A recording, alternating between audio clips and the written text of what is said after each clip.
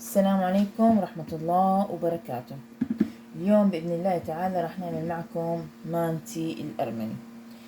بسم الله نبدأ. عندنا 3 كوب عفوا من الطحين ننخله أحسن تفضل منخول. هاي أول كوب، يعني 3 إلى 4 كوب من الطحين.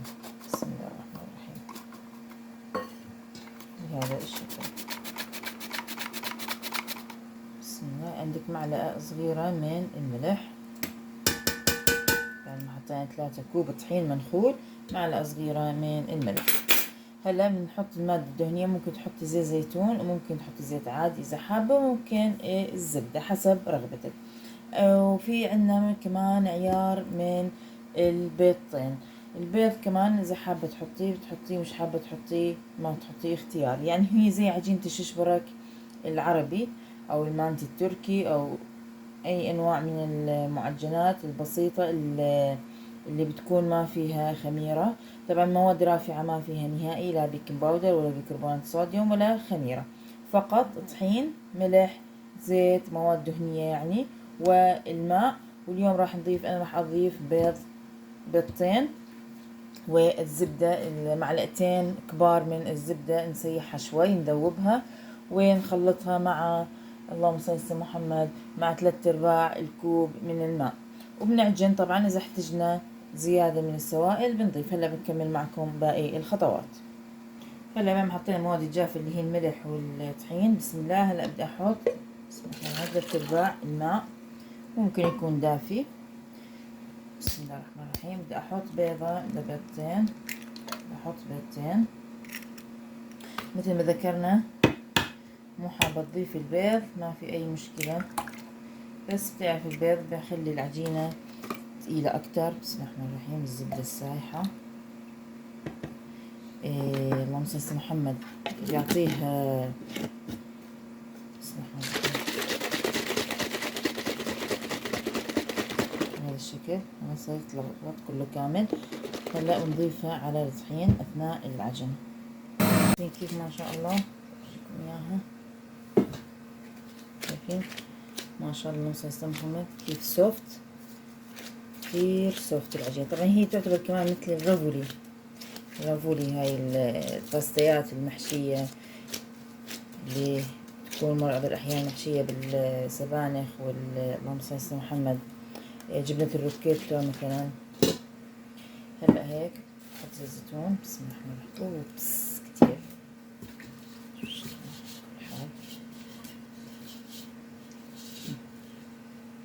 حطينا الزيت.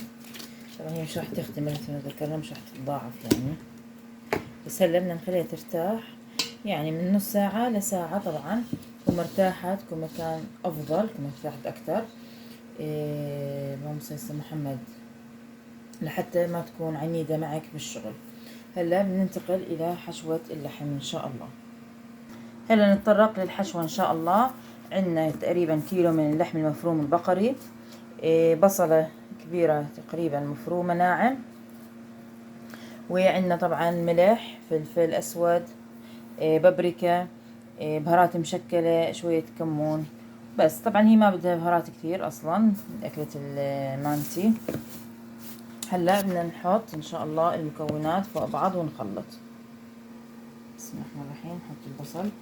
طبعا هلا في المانتي أكثر من طريقة إله كمان، بتعرفوا زي الأكل العادي، كل بيت بحب يساويه بعدة طرق، والمانتي نفس المبدأ، في أكثر من طريقة في الطهي، وكمان في المكون الحشوة على فكرة. هلا ممكن بس تستخدمي الحشو، بسم الله الرحمن الرحيم، الحشو اللي ذكرناها فقط، وممكن تضيفي بقدونس مفروم، وبعض الأحيان ممكن تضيفي معجون الطماطم. هلا معجون الطماطم متى مثلا، لأنه مش راح ممكن ما ما يكون ذات الأهمية في هاي الطريقة اللي راح نسويها اليوم، لأنه راح ينحط له صوص الطماطم بالأخير يعني، عرفتي كيف؟ بس متى ممكن إنك تستفيدي من معجون الطماطم في الحشوة؟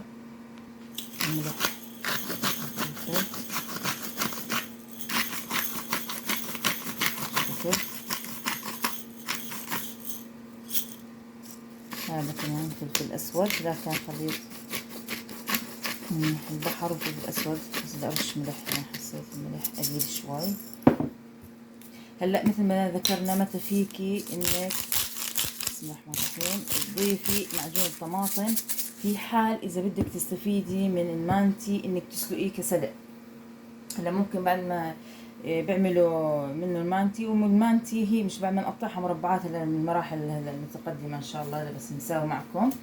اللهم صل على محمد. والكرة بتنحط عليها فبيسلقوها بماء مغلي، وبعد هيك بسكبوها ويأكلوها مثل ما هي، أو بحطوا عليها اللبن مثل طريقة المانتي التركي. يعني بتعرف الثقافة التركية اللي هي العثمانية دخلت على تقريبا أوروبا مناطق كتير، فبتلاقي المأكولات هاي كلنا، وفي كثير طرق وفي عدة وصفات. إن شاء الله إذا حابين نتطرق لوصفات مثل هيك وحابين أعمل معكم بإذن الله تعالى، اكتبوا لي بالتعليقات وإن شاء الله بنلبي أوامركم بإذن الله تعالى. هلا بنرجع لكم إن شاء الله على المرحلة اللي بعديها بإذن الله تعالى. هلا فيكي اللهم صل على محمد إنك تقرصيهم كبول كرات صغيرة الحجم، يعني هو المانتي الحلو فيه بيكون صغير حجمه مني بهذا الشكل. شايفة كيف بتشكليه بعد ما تعملي بهذا الشكل. هلا ممكن تطولي فيه معلقة كمان للسهولة بالمعالق الصغار البول. هلا مرحلة الصوص الطماطم ان شاء الله. حطيت طبعا انا هون زبدة وزيت زيتون، حابة تستخدمي زبدة لحال او زيت زيتون لحال بصير. وحطيت بصل مثل هيك مفروم ناعم. بسم الله الرحمن الرحيم. بدي اشوحه شوي. ما شاء الله الريحة عن جد. وملح رشيت يسرع ما شاء الله الريحة. محمد خرافية. طيب شوح هيك شوي. بدي اضيف تومة كمان.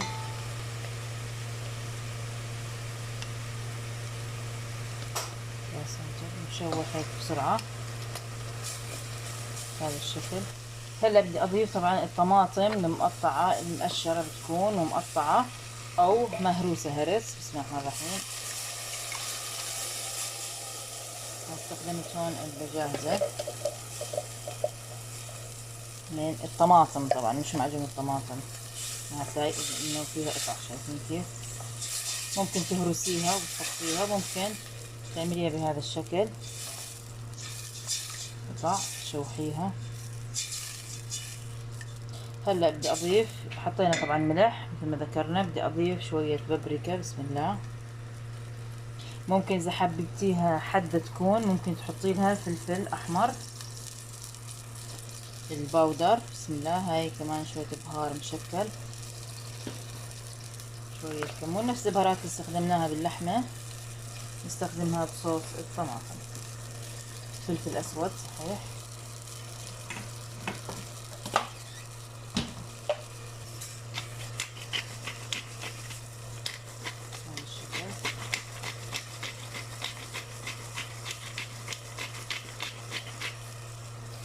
شوي.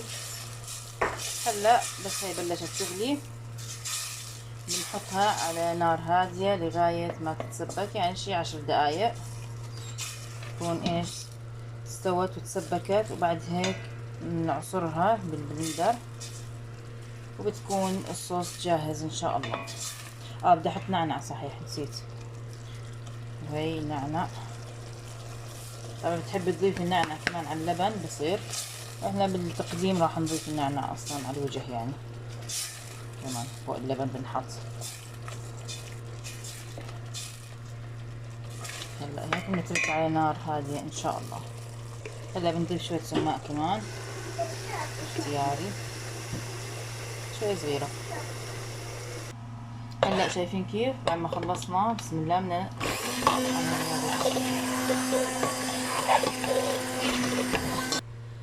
شايفين كيف ما شاء الله الصوص.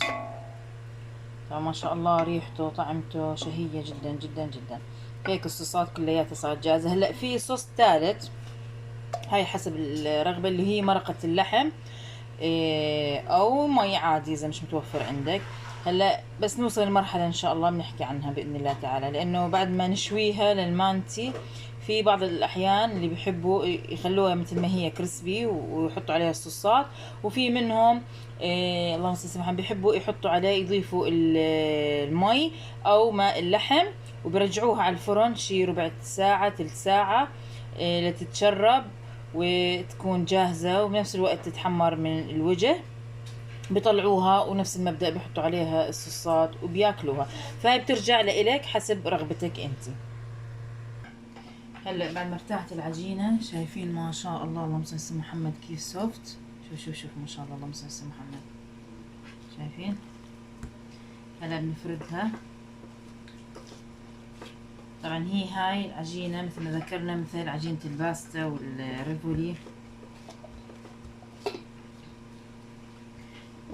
كمان بنعمل فيها. هلا البيض مثل ما ذكرنا قيمة غذائية أكثر بتعطيها العجينة، بتعطيها تكون هيك العجينة ثق ما شاء الله غنية بنفس الوقت. اللهم صل على محمد. بتعطيها مطاطية تكون مريحة بالشغل. أعطينا نص عشان فرد كيف.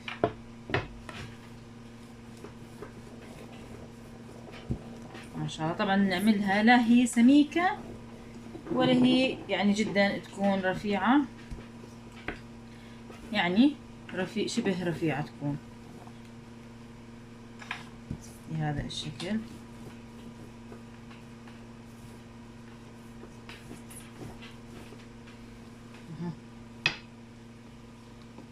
هيك سماكة جدا جدا ممتازة.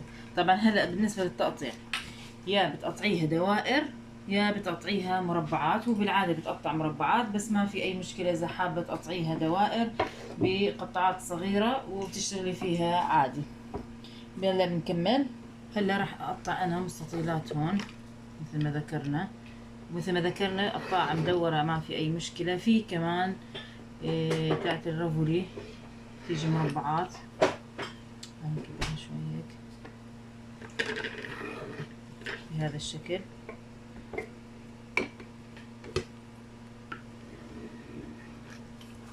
هلا في كمان بإمكانك تعمليها على فكرة، ممكن ما كنت مستعجلة هيك ومش حابة ما عندك وقت للعجين والكذا، ممكن الرقائق الكلاج أو السمبوسة تقطعيها مربعات وعادي بتحشيها نفس المبدأ وبتعمليها نفس المبدأ.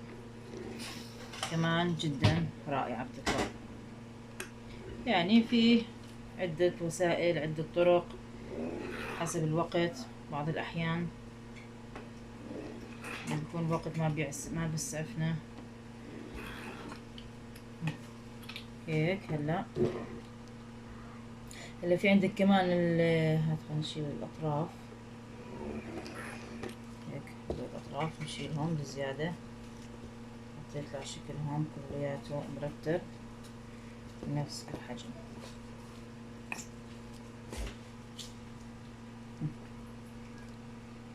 هيك حجم مربع شوي بالشكل. هي أكلة على فكرة من الأكلات التقليدية والمشهورة من المطبخ الأرمني، جدا متعارف عليها.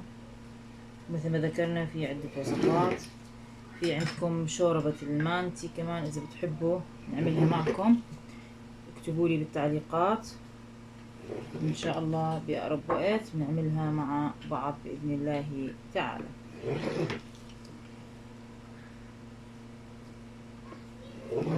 نعمل معكم إذا حابين كمان اكتبوا لي إذا حابين نعمل معكم أكلة الكليبي اللي هي قريبة على المانتي برضو، بس لكن اختلاف بالتشكيل واختلاف بالصوصات. شيل الزيادة اللي طلعت معنا بهذا الشكل. ما شاء الله العجينة جدا جدا مريحة. طبعا هلا اللحمة اللي كورناها بهذا الشكل. بدنا نحط بكل قطعة عجين من المربعات اللي عملناها. نشوف كيف نشكل. تمسكيها بهذا الشكل، بتثنيها من الجوانب بهذا الشكل. كيف ان شاء الله تكون معكم واضحة، يعني مثل العيون بتصير. ان شاء الله تكون واضحة معكم. هلا هيك وبنرصها بالصينية.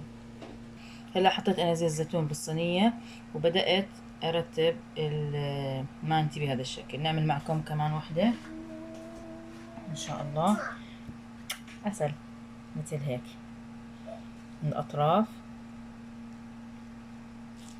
بهذا الشكل، وبنرصها بالصينية. نعمل معكم كمان وحدة.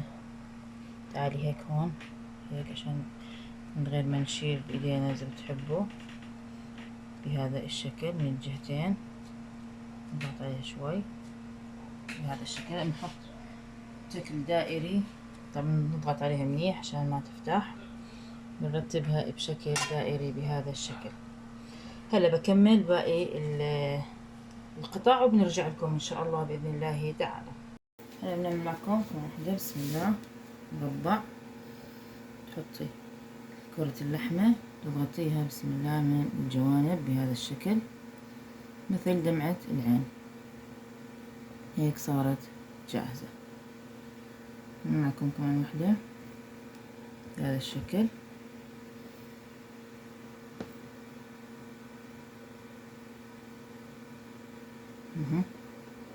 شايفين كيف؟ طريقة جدا سهلة رائعة بهذا الشكل.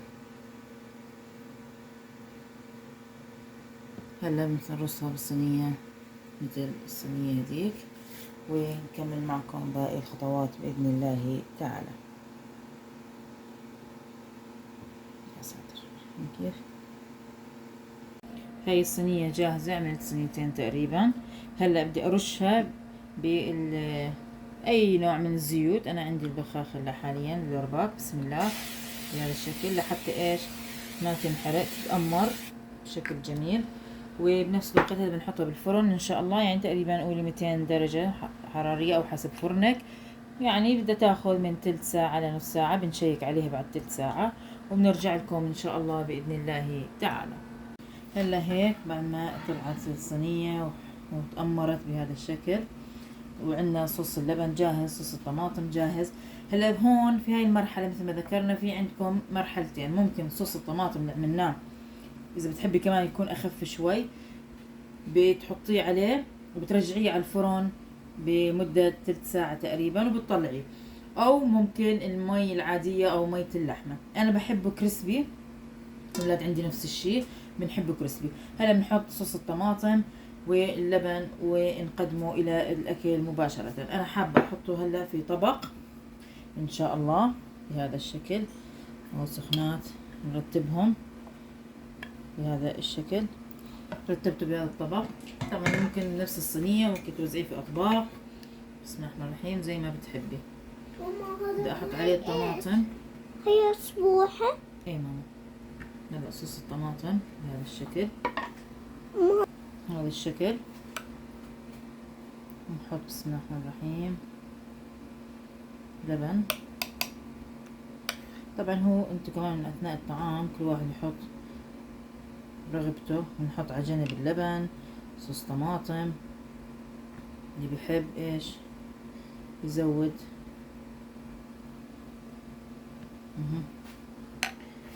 هيك طبعا شوية طماطم كمان. نفس الوقت انه نورجيكم الشكل من الجوانب. وذكرنا طريقة التقديم حسب الرغبة. بسم الله الرحمن الرحيم. رش شوية نعناع بهذا الشكل بعطي طعمه وشكلا. شوية ماء بهذا الشكل. وهيك الطبق صار جاهز. طبعا ريحته وطعمته ما اوصف لكم، جدا جدا لذيذ.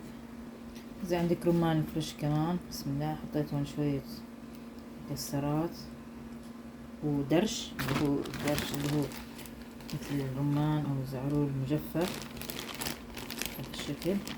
أي شي متوفر عندك، ممكن ما تحطي شي عادي، تكتفي بال اللهم صل على محمد، تكتفي بالصوص فقط، ما في أي مشكلة.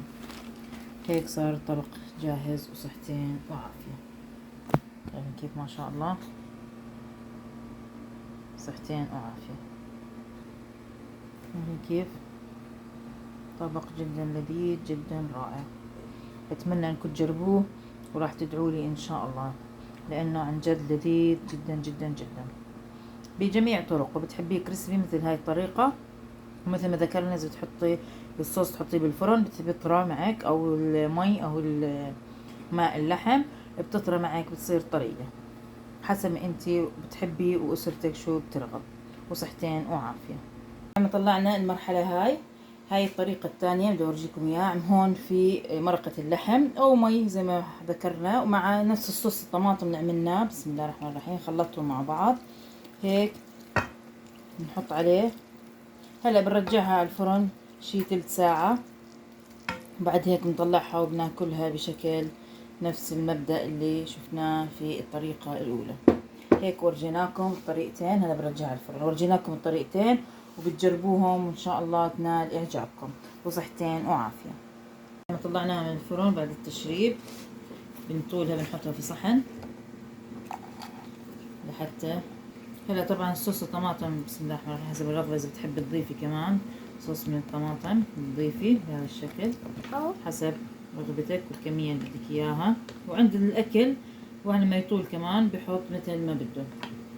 كمان عندنا اللبن، خليط اللبن مع التومة بهذا الشكل كمان، نفس طريقة التقديم المانتي للصينية الأولى اللي عملناها معكم. هيك وصحتين وعافية بإذن الله تعالى. هات ندوق وحدة، ناخذ هيك تتاخذ بهذا الشكل. ما شاء الله ماشي ماما، محمرة بنفس الوقت طرية وجوسي من الداخل. من جد عن جد رائعة جدا جدا لذيذة. إن شاء الله بتجربوها تعجبكم. وصحتين وعافية. شايفين كيف ما شاء الله. نتذوق معكم قطعة مع الصوص هيك. طبعا انت بإمكانك هلا تلخبطيه تاكلي. يا سلام، شوف التحميرة التأميرة. طيبة. تفضلي دوقي. خلاص طلعتها. جدا جدا لذيذ رائع. ان شاء الله بتجربوه بيعجبكم باذن الله تعالى. طيبة. صحة صحة وهنا.